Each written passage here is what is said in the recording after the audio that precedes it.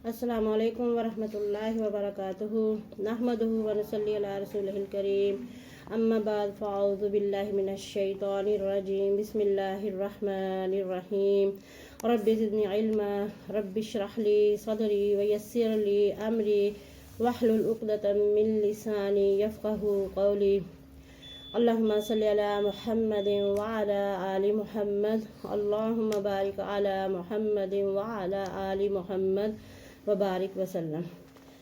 हम माशाल्लाह सूरह बकरा की 94 तक हम इंशाल्लाह अल्लाह के फजल व करम से माशाल्लाह कर चुके हैं आयात, और अल्लाह ताला हमें तौफीक दे और हमारे काम को पसंद फरमाए।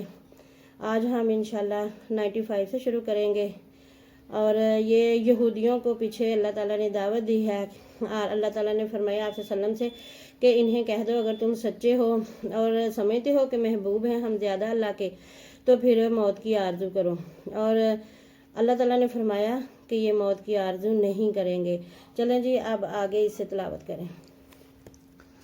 अऊज़ु बिल्लाहि मिनश शैतानिर रजीम बिस्मिल्लाहिर रहमानिर रहीम वलतजिदन्नहुम अहरसन नासि अला हया वमिनल लज़ीना अशरकू यवद्दु अहदुहुम लौ युअम्मरु अल्फ सना वमा हुवा बिमुज़हज़िही मिनल अज़ाबि अन युअम्मर वल्लाहु बसीरुम बिमा यअमलून कुल मन कान अदुव्वन लिजिब्रील फ़इन्नहु नज़्ज़लहु अला क़ल्बिका बिइज़्निल्लाहि मुसद्दिक़न लिमा बैन यदैहि व हुदन व बुश्रा लिलमुमिनीन।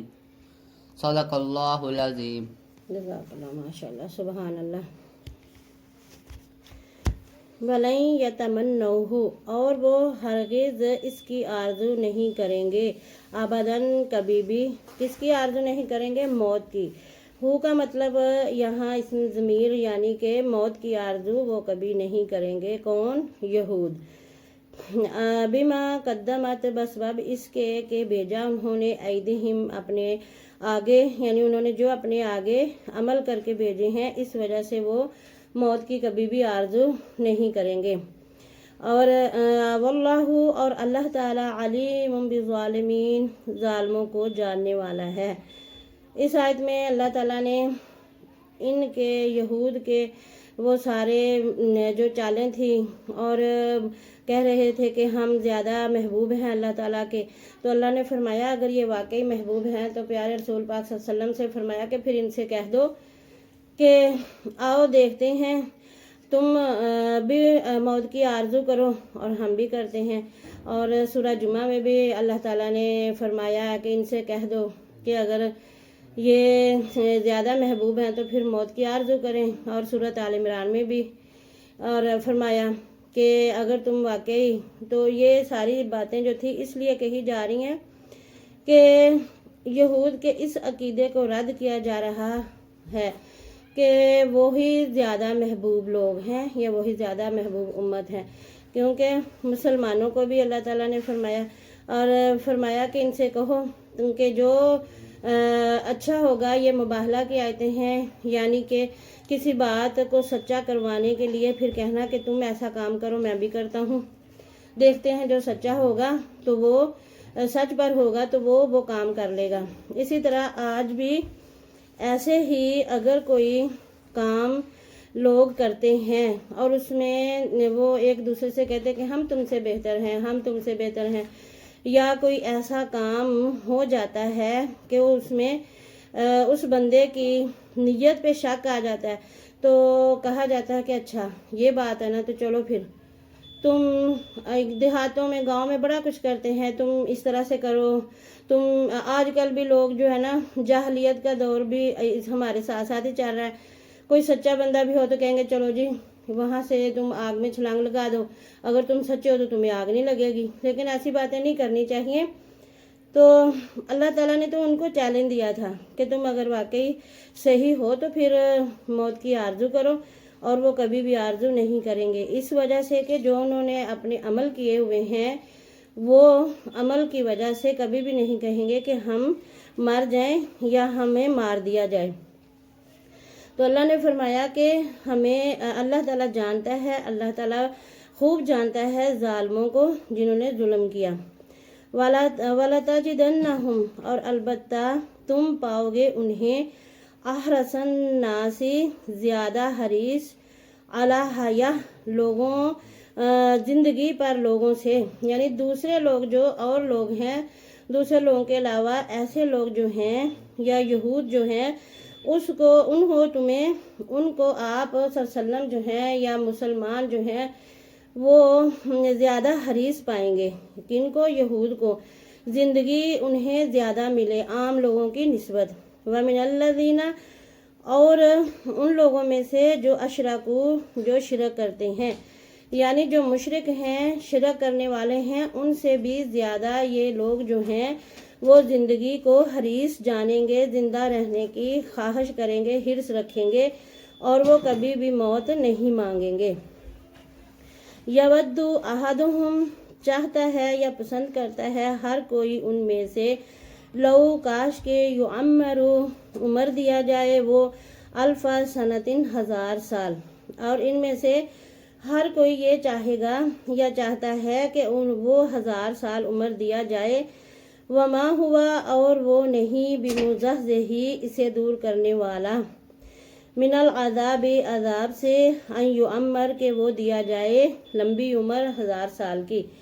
اللہ تعالیٰ نے فرمایا کہ یہ لوگ تو اتنے حریص ہیں دنیا کی زندگی پر کہ اگر انہیں 1000 سال کی بھی عمر دی جائے نا تو جو انہوں نے عمل کیے ہیں اور جو ان کے کرتوت ہیں وہ انہیں کبھی بھی عذاب سے جو ہے نا چھٹکارا نہیں دلا سکیں گے، اور ان سے عذاب دور کرنے والی وہ عمر نہیں ہوگی۔ واللہ اور اللہ تعالیٰ بصیر بما یعملون دیکھنے والا ہے جو وہ عمل کرتے ہیں۔ اللہ تعالیٰ نے فرمایا کہ جتنی مرضی یہ کوشش کریں یا جتنا مرضی ان کو عمر دی جائے، لیکن جو ان کے کام ہے جو انہوں نے کیا ہوا ہے تو یہ جو ہے ان کو عذاب سے دور ان کی درازی عمر نہیں کر سکتی، کیونکہ جب گناہوں سے لتھڑی ہوئی زندگی ہوگی تو پھر عذاب خداوندی کو کون دور کر سکتا ہے؟ جب تک انسان اللہ کے سامنے توبہ نہ کرے، سر بس سجود نہ ہو جائے اور اپنے آپ کو اپنے پروردگار کے سامنے سرنڈر نہ کر دے، توبہ پکی نہ کر لے۔ اور اللہ تعالیٰ تو اتنا رحیم و کریم ہے، اتنا غفور الرحیم ہے، اپنے انسانوں سے بار بار فرماتا ہے، اپنے بندوں سے بار بار فرماتا ہے کہ اے میرے بندو، جب تم اپنی جانوں پر ظلم کر بیٹھو، یعنی پیارے رسول پاک صلی اللہ علیہ وسلم کو فرمایا کہ آپ ان سے فرما دیں، کہہ دیں کہ جب اے میرے بندو جب تم اپنی جانوں پہ ظلم کر بیٹھو تو توبہ کر لو، اپنے پروردگار کی طرف رجوع کرو، وہ تمہیں معاف کر دے گا۔ اللہ تو اتنا رحیم و کریم ہے، اللہ تعالیٰ کی ذات سب سے زیادہ رحیم ہے۔ اور جو انسان دنیا کو پیار کرتا ہے وہ واقعی اس دنیا کا ہو کے رہ جاتا ہے، اور وہ موت سے ڈرتا ہے، مرنے سے ڈرتا ہے، حساب کتاب سے ڈرتا ہے، کیونکہ اس کو دنیا پیاری لگتی ہے۔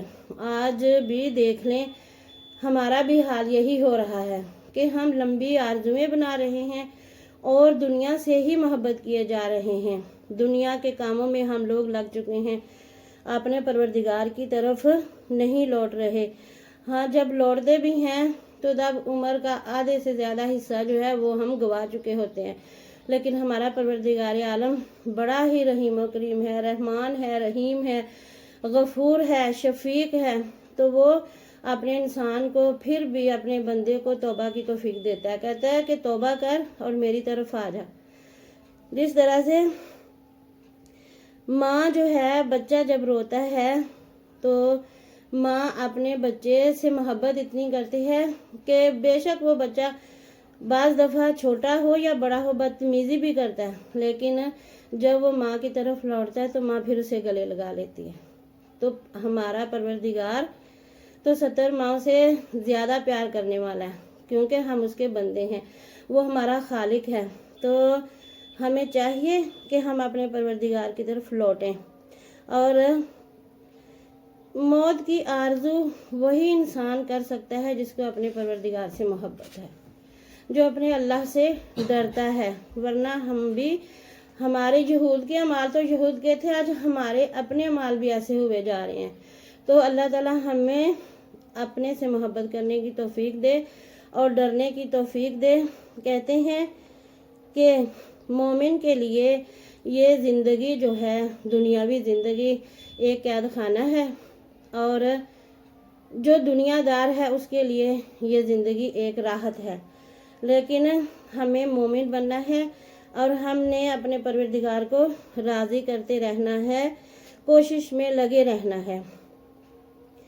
قل کہہ دیں، من جو کانا ہے عدوّ جبریل، عدو دشمن جبریل علیہ السلام کا، وَإِنَّهُ تو بے شک اس نے نزلہ نازل کیا علی پر قلبک، آپ صلی اللہ علیہ وسلم کے قلب پر، سینے پر، بِإِذْنِ اللہ، اللہ کے اذن سے، اللہ کے حکم سے، مصدقا تصدیق کرنے والا، ما بینا اس کی جو یدیہ اس سے پہلے ہے، وہدی و بشرا اور ہدایت اور خوشخبری للمؤمنین ایمان والوں کے لیے۔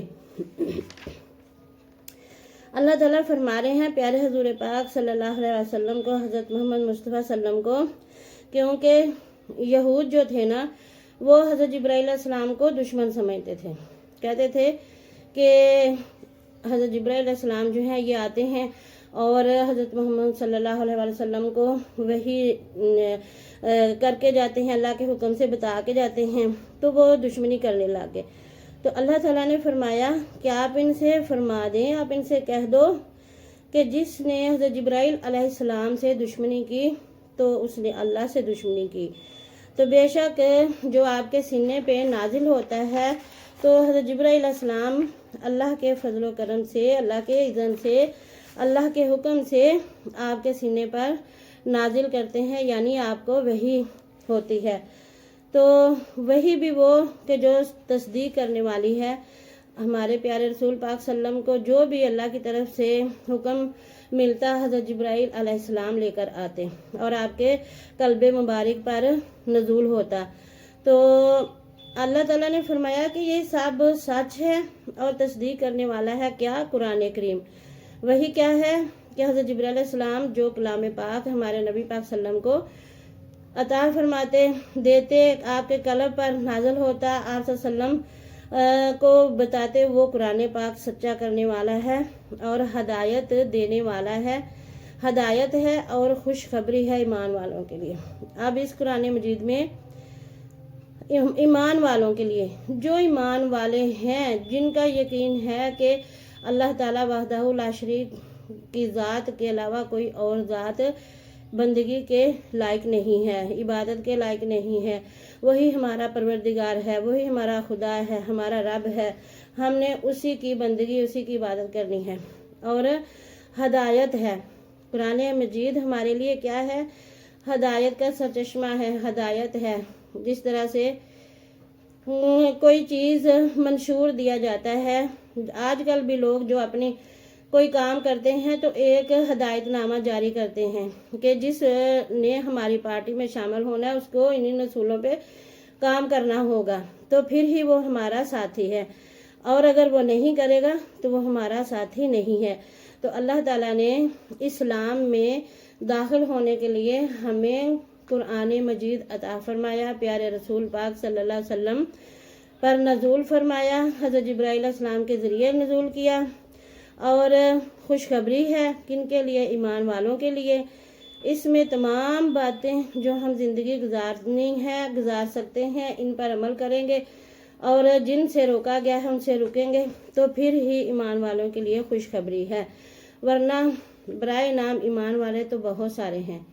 ہم سب ہی آج کل کیا ہو گیا ہے کہ مسلمان ہیں، لیکن ہم مسلمانوں جیسے کام بھی تو کریں نا، تو ہم نے کام مسلمانوں جیسے کرنے ہیں۔ اور حضرت جبرائیل علیہ السلام اللہ تعالیٰ کے بڑے پیارے محبوب فرشتے ہیں، تو اللہ نے فرمایا جس نے جبرائیل سے دشمنی کی اس نے اللہ سے دشمنی کی.